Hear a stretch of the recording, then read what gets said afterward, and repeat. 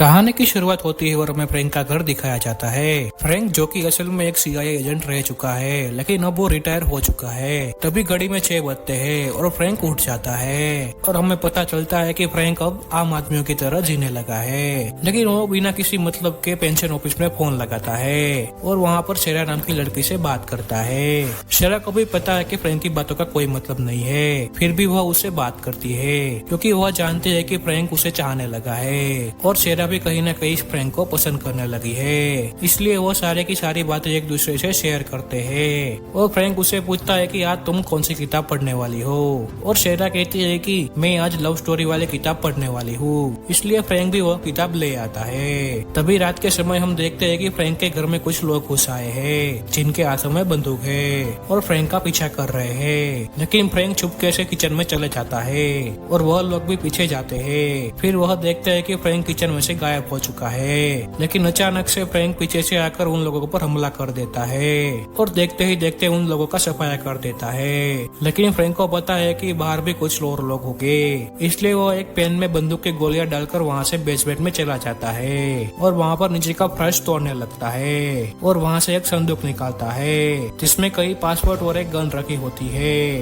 तभी हम देखते हैं कि पेन में रखी हुई गोलियां ब्लास्ट होने लगती है और बाहर खड़े लोगों को लगता है कि अंदर गोलियां चल रही है, इसलिए वह लोग भी गोलियां चलाने लगते हैं और फ्रैंक का घर तहस नहस कर देते हैं। फिर वह लोग घर के अंदर आते हैं, लेकिन फ्रैंक भी उन लोगों का इंतजार कर रहा था और फ्रैंक उन लोगों को मार के उनकी हत्या कर देता है और वहाँ से निकल जाता है। तभी हम शेरा को देखते हैं जो बाहर से घर आई होती है। जब वो घर में घूम रही थी तभी वो फ्रैंक को देख लेती है। तो फ्रैंक को देखने के बाद वह डर जाती है और कहती है कि तुम यहाँ पर क्या कर रहे हो। तभी फ्रैंक कहता है कि मैंने तुमसे कहा तो था कि मैं आने वाला हूँ। तो शेरा फ्रैंक से कहती है कि तुम यहाँ से चले जाओ, लेकिन फ्रैंक उसे बताता है कि कुछ खतरनाक लोग मेरे पीछे पड़े हैं जिन्हें लगता है कि तुम भी मेरे साथ मिली हुई हो, इसलिए तुम मेरे साथ चलो। लेकिन शेरा उसकी कोई बात नहीं मानती और उसे कहती है कि मैं तुम्हारे साथ नहीं चलूंगी। लेकिन फ्रैंक उसको बंदी बनाकर ले जाता है और अपनी गाड़ी में बंद कर देता है और वहाँ से जाने लगता है। तभी दूसरी तरफ हम सीआईए एजेंट को देखते हैं जिसका नाम विलियम कूपर है। वह एक आदमी के घर में आया था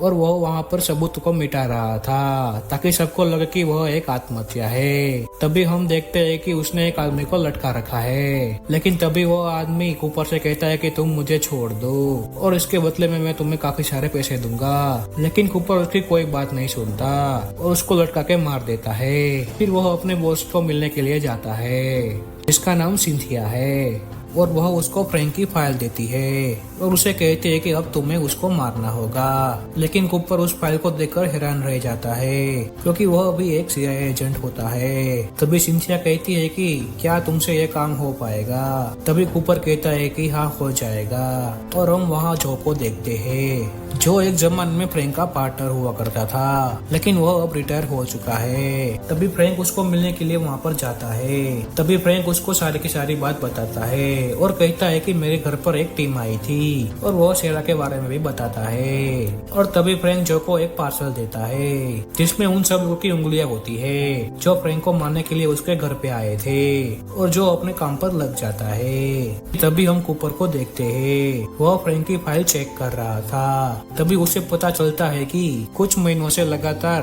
फ्रैंक शेरा नाम की लड़की से बात कर रहा है और अब शेरा भी गायब हो चुकी है, इसलिए वो शेरा के पीछे लग जाता है। तभी हम जो को देखते हैं, वो फ्रैंक से कहता है कि मैंने इन सब लोगों के बारे में पता लगा लिया है और उनकी गैंग के बारे में भी। उन लोगों ने थोड़े समय पहले ही न्यूयॉर्क टाइम्स के एक रिपोर्टर को मारा था जिसका नाम जैन है। तभी हम शेरा को देखते हैं जो कि एक होटल रूम में बंधी हुई है और फ्रैंकी उसको बांध कर आया था, लेकिन वह अब अपने हाथों को छुड़ा लेती है। तभी कूपर हर जगह मैसेज भेज देता है कि वह लोग शेरा को ढूंढने लगे और शेरा भी पुलिस वालों को फोन करके वहाँ पर बुला लेती है। लेकिन उसमें से एक पुलिस वाला शेरा को पहचान लेता है, इसलिए वह उसे पकड़कर ले जाने लगता है। लेकिन तभी वहाँ पर फ्रैंक आ जाता है और उस पुलिस वाले को बेहोश कर देता है और उसकी गाड़ी लेकर वहाँ से भागने लगता है। लेकिन तभी पीछे से कूपर आ जाता है और उनका पीछा करने लगता है। तभी फ्रैंक अपनी गाड़ी से नीचे उतरता है और कूपर पर बहुत सारी गोलियां चलाने लगता है। फिर गाड़ी में बैठकर वहाँ से भागने लगता है। लेकिन फ्रैंक को पता है कि कूपर उनका पीछा इतनी आसानी से छोड़ने वाला नहीं है। इसलिए फ्रैंक पुलिस वालों की गाड़ी से पुलिस वालों को फोन लगाता है और कूपर की गाड़ी का नंबर देता है और कहता है कि यह आदमी सड़कों पर गोलियां चला रहा है, इसलिए जल्दी पुलिस वाले कूपर को घेर लेते हैं और फ्रैंक वहां से बचकर निकल जाता है। तभी हम जो को देखते हैं। जो के पास एक आदमी गन लेकर आया होता है और जो समझ जाता है कि यह मुझे मारने के लिए आया है, लेकिन फ्रैंक वहां पर शेरा को लेकर दूर जाने लगता है और शेरा उसे पूछती है कि हम लोग कहाँ जा रहे हैं। तभी फ्रैंक उसे कहता है कि हम लोग चीन जा रहे हैं। चैन नाम के एक रिपोर्टर को उन लोगों ने मारा है उसकी गुत्थी सुलझाने के लिए। तभी शेरा भी आराम से बैठ जाती है और घर जाने की जिद छोड़ देती है, क्योंकि उसे भी पता चल गया है कि वह एक CIA एजेंट है। इसलिए वो जैन के घर में पहुंच जाते हैं और जैन की माँ से मिलते हैं। तभी जैन की माँ उनसे कहती है कि पुलिस वाले मेरे कोई भी बात पर विश्वास नहीं कर रहे हैं। मैं उनसे बार बार कह रही हूँ कि मेरे बेटे को किसी ने मारा है, लेकिन उन लोगों का कहना है कि चोरों ने गलती से उसको मार डाला है। तभी फ्रैंक कहता है कि जैन ने कुछ भेजा था। फिर उसकी माँ उसको एक पोस्ट कार्ड देती है, लेकिन वो कहते हैं कि मुझे इसमें कुछ समझ में नहीं आया था। लेकिन फ्रैंक समझ जाता है कि उसमें क्या लिखा है। तभी फ्रैंक जैन की माँ से पूछता है कि वह कौन सी यूनिवर्सिटी में पढ़ता था। फिर वह दोनों उस यूनिवर्सिटी में पहुंच जाते हैं। फिर उनको एक किताब मिलती है, उसके अंदर एक लिस्ट होती है। वह लिस्ट चाहता है तो फ्रैंक को पता चलता है कि उस लिस्ट में जिनका भी नाम है वो सभी के सभी लोग मर चुके हैं, बस एक ही बचा है, लेकिन वो नाम जो का होता है। इसलिए वो जो को फोन लगाता है, लेकिन उसे पता चलता है कि जो की मृत्यु हो चुकी है। इसलिए वो बहुत ज्यादा दुखी हो जाता है। तभी कूपर रिकॉर्ड ऑफिस में पहुंच जाता है और वहाँ पर फ्रैंक की फाइल चेक करने लगता है। फिर वह देखता है कि फ्रैंक को जितना खतरनाक समझ रहा था वो उससे भी ज्यादा खतरनाक है और उसे काबू करना इतना आसान नहीं होगा। तभी हम फ्रैंक और शेरा को देखते हैं। तभी शेरा कहते हैं कि हम कहाँ जा रहे हैं। तभी फ्रैंक कहता है कि हम मार्विन के पास जा रहे हैं, अब वही हमारी मदद कर सकता है। लेकिन फ्रैंक उसे कहता है कि मार्विन एक सरफिरा है, इसलिए उसके सामने आराम से रहना। और तभी मार्विन वहाँ पर कूद कर आ जाता है और उन लोगों पर तीर तान देता है, लेकिन फ्रैंक उसे समझाता है कि हम तुम्हारे दोस्त हैं। फिर मार्विन रुक जाता है और उन दोनों को खुफिया अड्डे पर ले जाता है, जो कि एक गाड़ी में होता है। फिर शेरा फ्रैंक से कहती है कि यह ऐसी हरकतें क्यों कर रहा है। तभी फ्रैंक उसे कहता है कि मार्विन एक एक्सपेरिमेंट का हिस्सा था, जिसकी वजह से उसको लगता है कि सरकार हर वक्त उसको मारने की कोशिश कर रही है। इसकी वजह से उसका मानसिक संतुलन बिगड़ गया है। तभी मार्विन फ्रैंक से पूछता है कि तुम यहाँ पर क्या कर रहे हो। तभी फ्रैंक मार्विन से उस लिस्ट के बारे में बताता है। वह उनसे कहता है कि तुम इस सारे लोगों के बारे में पता लगाओ कि आखिर इन सब का कनेक्शन क्या था। तभी मार्विन उस काम पर लग जाता है। तभी उसे याद आता है कि 1991 में इन सब लोगों को एक साथ एक मिशन पर भेजा गया था, लेकिन इस मिशन के बारे में ज्यादा लोगों को पता नहीं है। तभी मार्विन भी समझ जाता है कि कोई इस मिशन से जुड़े सभी लोगों को मारने की कोशिश कर रहा है। उसमें मैं और तुम भी थे, लेकिन इस लिस्ट के मुताबिक एक और आदमी जिंदा है, उसका नाम गैब्रियल है, जो कि उन लोगों का पायलट था। यह सुनने के बाद फ्रैंक उसे कहता है कि हमें उसको बचाना पड़ेगा। यह बात सुनकर मार्विन खुश हो जाता है और कहता है कि मुझे अपना पिगी लाना पड़ेगा।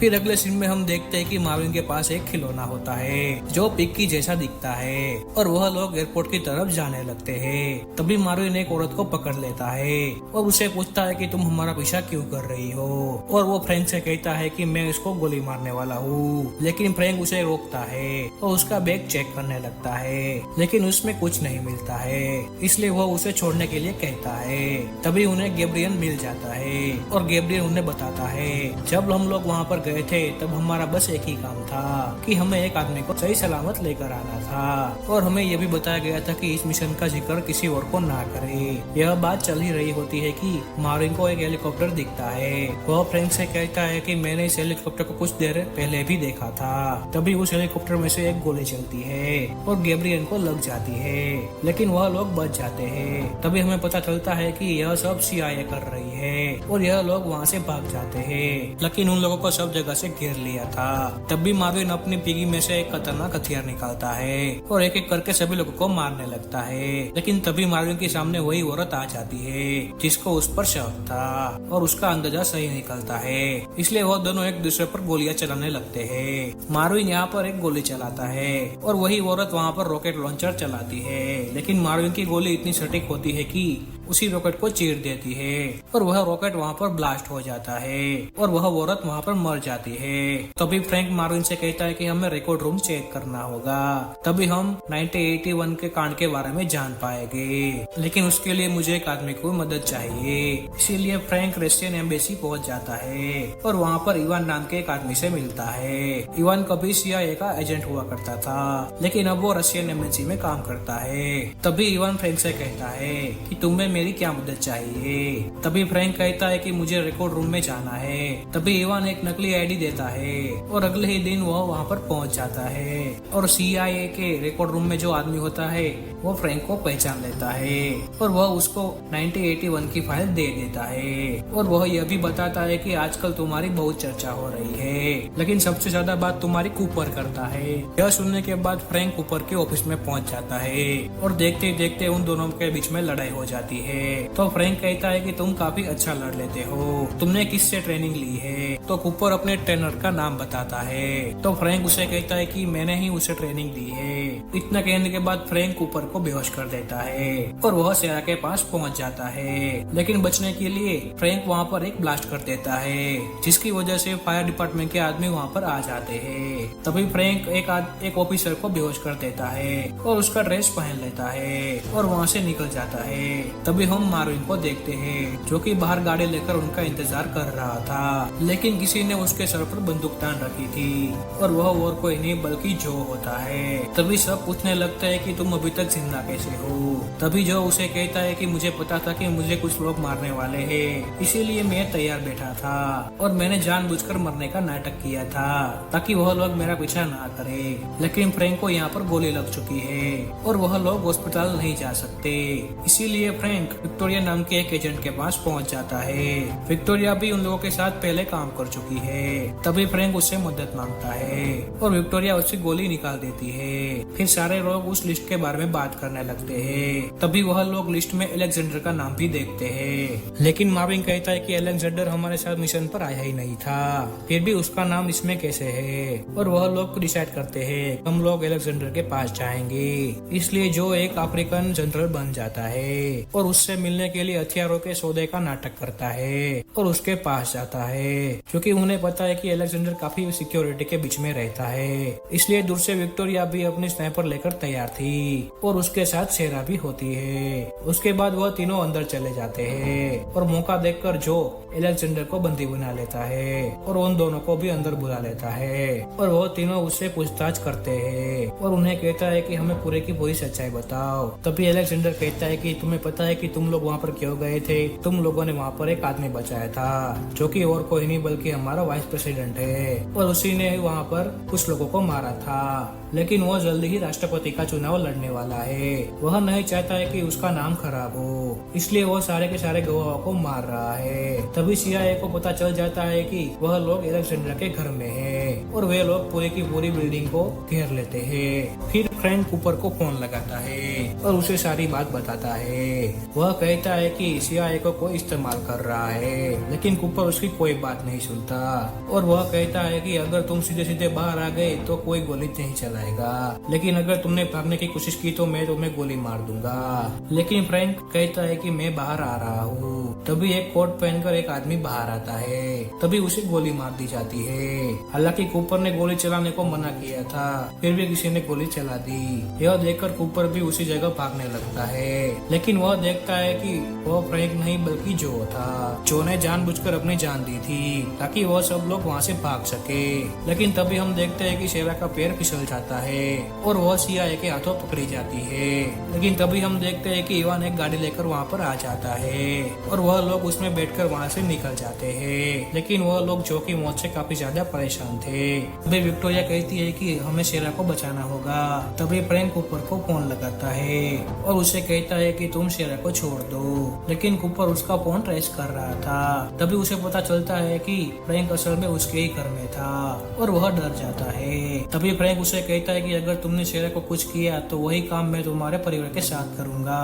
और वह उसे कहता है कि CIA का वाइस प्रेसिडेंट गलत इस्तेमाल कर रहा है, उसने तुम सब लोगों को उंगलियों की कठपुतली बना रखा है और अब मैं वाइस प्रेसिडेंट को मारने के लिए जा रहा हूँ। हूँ। इतना कहकर फ्रैंक वहाँ से निकल जाता है। तभी कूपर अपने घर पर आता है। कूपर देखता है कि वहाँ पर एक फाइल पड़ी है जो फाइल 1981 की थी और वो फाइल फ्रैंक ने रखी हुई थी। तभी फ्रैंक और उसके आदमी शिकागो पहुँच जाते हैं क्योंकि वहाँ पर वाइस प्रेसिडेंट आने वाला था।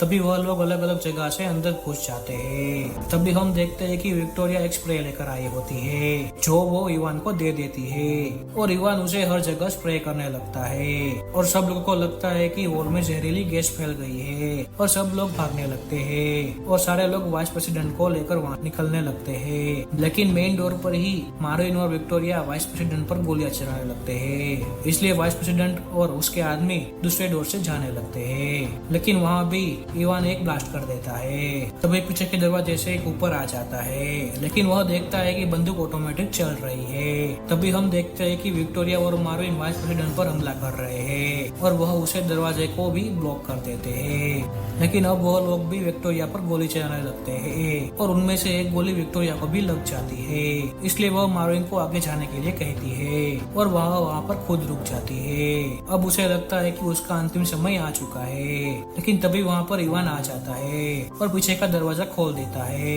और उसे लेकर वहाँ से निकल जाता है। तभी हम देखते हैं कि मार्विन ने अपने शरीर पर बम लगाया हुआ है और वह वाइस प्रेसिडेंट को मारने के लिए उसकी तरफ बढ़ रहा है। तभी वाइस प्रेसिडेंट के आगे एक गाड़ी आकर रुकती है और वाइस प्रेसिडेंट और उसका एक आदमी उसमें बैठ जाते हैं, लेकिन कूपर कहता है कि उसमें मत बैठो, लेकिन वह लोग उसकी कोई बात नहीं सुनते और वहाँ से निकल जाते हैं। तभी हम देखते हैं कि उस गाड़ी को कोई और नहीं बल्कि फ्रैंक चला रहा है, इसलिए वो देखते ही देखते उन दोनों को बेहोश कर देता है और फिर वह कूपर को फोन लगाता है और उसे कहता है कि मेरे पास वाइस प्रेसिडेंट है, इसलिए तुम्हें वो चाहिए तो सेरा को लेकर मेरे पास आओ। और कूपर भी वैसा ही करता है, वह सेरा को लेकर वहाँ पर आ जाता है, लेकिन उसके साथ सिंथिया और अलेक्जेंडर भी होते हैं। तभी सब खुलासा होता है, असल में जानहानि हुई थी वो अलेक्जेंडर ने करवाई थी और फिर वह वाइस प्रेसिडेंट को गोली मार देता है और कूपर को कहता है कि फ्रैंक को हथकड़ी लगाओ, लेकिन कूपर उस हथकड़ी की चाबी फ्रैंक के हाथों में दे देता है। तभी अलेक्जेंडर कहता है कि अगर तुमने इसको मार डाला तो मैं तुम्हें CIA का हेड बना दूंगा, लेकिन कूपर अपनी बंदूक उठाता है और सिंथिया को गोली मार देता है और फ्रैंक अलेक्जेंडर को मार देता है। तभी हम देखते हैं कि मार्विन और विक्टोरिया भी वहीं पर होते हैं, लेकिन तभी कूपर कहता है कि यह सब मैं संभाल लूंगा, तुम लोग यहाँ से निकलो, और वह सब वहाँ से जाने लगते हैं। फिर मार्विन कहता है कि अब कोई मुसीबत नहीं है, लेकिन फ्रैंक ने इवान से मदद मांगते समय वादा किया था कि मैं एक बार तुम्हारी मदद करूंगा। तभी इवान फ्रैंक से कहता है कि तुम्हें मेरे लिए मेरा चोरी हुआ न्यूक्लियर हथियार वापस लाना होगा। और फिर हम देखते हैं कि मार्विन और फ्रैंक पर बहुत सारे सोल्जर गोलियां चला रहे हैं और वह दोनों बचकर भाग रहे हैं। इसी के साथ यह कहानी यहाँ पर खत्म हो जाती है। अगर वीडियो पसंद आई हो तो लाइक कर देना और चैनल को भी सब्सक्राइब कर देना। मिलते हैं अगली वीडियो में।